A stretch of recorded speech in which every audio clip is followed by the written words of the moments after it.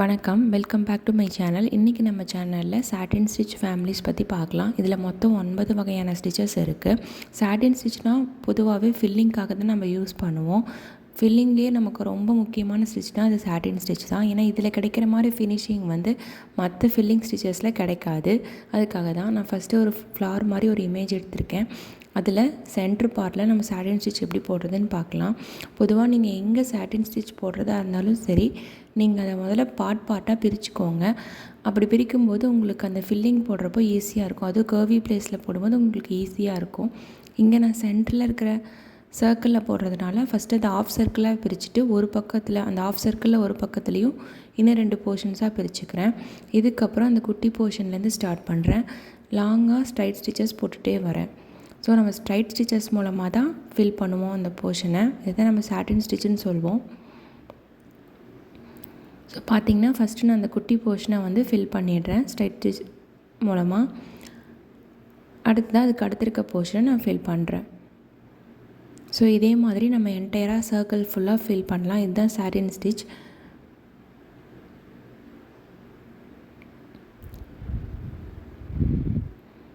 இப்போ நம்ம இந்த பக்கம் இருக்க போர்ஷனை ஃபில் பண்ணலாம். சரி, அதே மாதிரி நான் 3 டிவைட் பண்ணிக்கிறேன். டிவைட் பண்ணிவிட்டு அந்த போர்ஷன்ஸை ஃபில் பண்ணுறேன். நம்ம சேனலில் நம்ம ஹேண்ட் எம்ப்ராய்டரி கிளாஸ் எடுத்துகிட்டு இருக்கோம். அதில் ஏற்கனவே நான் running stitch family, straight stitch families பற்றிலாம் போட்டிருக்கேன். உங்களுக்கு அதை பற்றி தெரிஞ்சுக்கணுன்னா சேனலை சப்ஸ்கிரைப் பண்ணுங்கள், வீடியோவை லைக் பண்ணுங்கள்.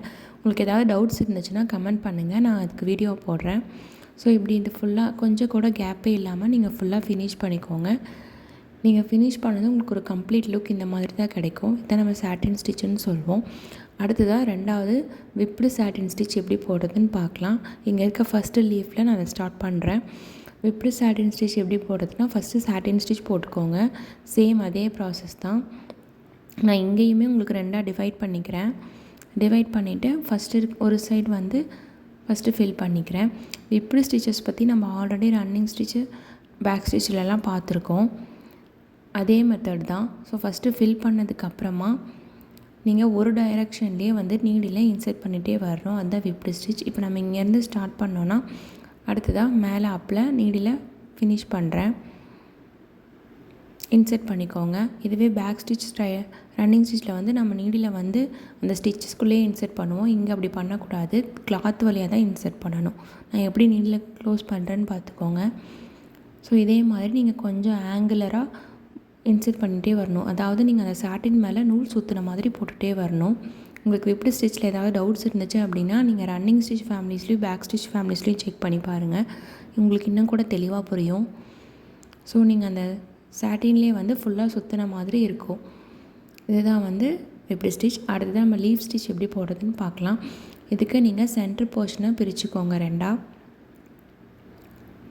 பிரிச்சுட்டு மேலே டாப்பில் அந்த டிப் இருக்குது இல்லைங்களா, டிப்பை ஃபஸ்ட்டு போட்டுக்கோங்க. ஒரு குட்டி ஸ்ட்ரைட் லைன் போட்டுக்கோங்க டிப்பில். போட்டதுக்கப்புறமா 2 சைடுமே மாற்றியும் போட்டுட்டு வரலாம், இல்லை ஒரு சைடு கூட ஃபினிஷ் பண்ணிட்டு வரலாம். ஸோ நான் ஃபஸ்ட்டு இனிஷியலாக ஒரு 2 ஸ்டிச் மட்டும் 2 பக்கமுமே போட்டுக்கிறேன். இந்த மாதிரி போட்டதுக்கப்புறமா நான் ஒரு போர்ஷனை பிரிச்சுக்கிறேன். ஒரு போர்ஷனில் குட்டி குட்டி போர்ஷன்ஸாக டிவைட் பண்ணிக்கிறேன் ஆங்குலராக.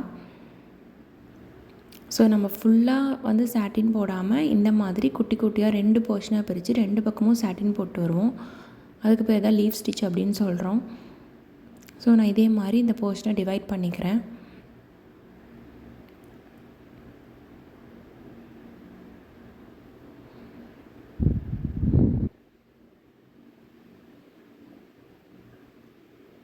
ஓகே, இப்போ டிவைட் பண்ணதுக்கப்புறமா அந்த டிவைட் பண்ண இருக்கிற குட்டி குட்டி போர்ஷனை நம்ம ஃபில் பண்ண போகிறோம் ஸ்ட்ரைட் ஸ்டிச் மூலமாக. இப்போ நீங்கள் இதே மாதிரி ஃபில் பண்ணிகிட்டே வரணும்.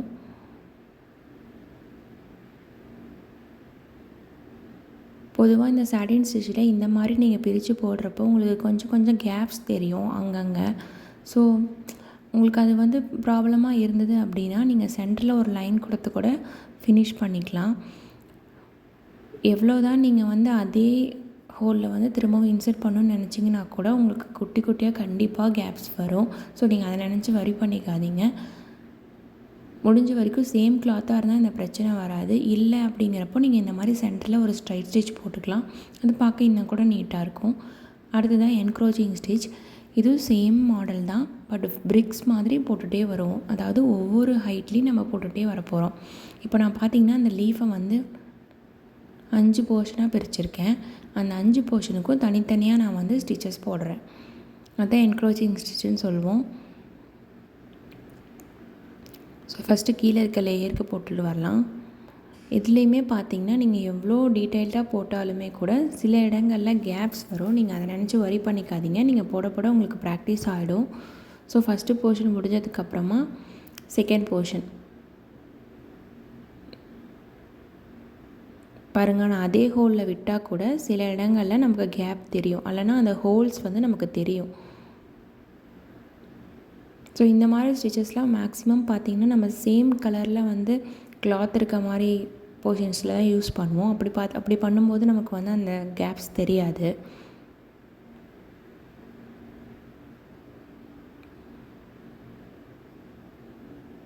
ஸோ இதே மாதிரி நம்ம ஃபில் பண்ணிக்கணும். ஸ்டெப் பை ஸ்டெப்பாக ஃபில் பண்ணிகிட்டே வரணும். அதான் என்க்ரோச்சிங் ஸ்டிச்சுன்னு சொல்லுவோம். அடுத்ததாக வந்து பார்த்திங்கன்னா பேடட் ஸ்டிச். பேடட் ஸ்டிச்சுக்கு வந்து பார்த்திங்கன்னா ஃபஸ்ட்டு நம்ம செயின் ஸ்டிச் போட்டுக்கணும். ஒரு அவுட்லைன் மேலே நான் வந்து செயின் ஸ்டிச் போட்டிருக்கேன். உங்களுக்கு செயின் ஸ்டிச்சில் ஏதாவது டவுட் இருந்துச்சுன்னா நான் அதுக்கான வீடியோவும் அப்லோட் பண்ணியிருக்கேன், செக் பண்ணி பாருங்கள். ஸோ செயின் ஸ்டிச் போட்டதுக்கப்புறமா உள்ளே வந்து குட்டி குட்டியாக ஸ்ட்ரைட் ஸ்டிச் போட்டு அந்த உள்ளே இருக்க ஏரியாவை வந்து நீங்கள் வந்து ஃபில் பண்ணிக்கோங்க. நான் போட்டிருக்க மாதிரி இல்லை நீங்கள் செயின் ஸ்டிச்சே கூட உள்ளேயும் போட்டு ஃபில் பண்ணிக்கலாம். ஆனால் நீங்கள் அந்த உள்ளே இருக்க ஏரியாவை வந்து ஸ்டிச்சஸ் மூலமாக ஃபில் பண்ணணும், அவ்வளோதான். நான் இங்கே ஸ்ட்ரைட் ஸ்டிச் போட்டு ஃபில் பண்ணியிருக்கேன். இப்போது அந்த எண்டுலேருந்து இந்த எண்டுக்கு இதே மாதிரி நீங்கள் ஸ்ட்ரைட் ஸ்டிச், அதாவது சாட்டின் ஸ்டிச் வந்து போட்டுகிட்டே வரணும். போட்டு இதை க்ளோஸ் பண்ணிகிட்டே வரணும். நல்லா பாருங்கள், நான் செயினுக்கு அவுட்டர்லேருந்து தான் எடுக்கிறேன். செயினோட லிங்க்ஸ்குள்ளேருந்தோ இல்லை இன்னர்லேருந்தோ நான் எடுக்கல, செயினையும் சேர்த்து தான் நான் க்ளோஸ் பண்ணுறேன். இந்த மாதிரி போடும்போது உங்களுக்கு அவுட்லைனில் ஒரு எம்போஸ்டு டிசைன் மாதிரி தெரியும். அதுக்காக தான் இந்த ஸ்டிச் யூஸ் பண்ணுறோம். பார்ட் 2 அடுத்த வீடியோவில் பார்க்கலாம். தேங்க்யூ ஃபார் வாட்சிங்.